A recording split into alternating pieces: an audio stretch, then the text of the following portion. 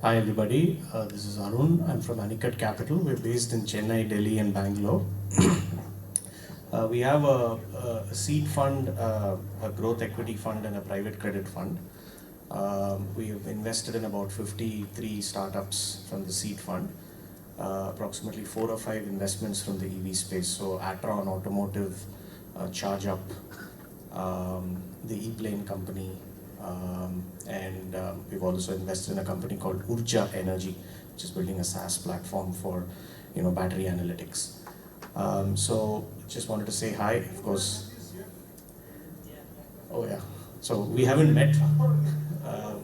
So yes, good to meet you. We haven't met. We'll catch up more. So anyway, you guys are doing all the work. We're just here, obviously riding on your success. So thank you. Nice to meet you, everybody, and I'll be around for some time. Thanks, Arun.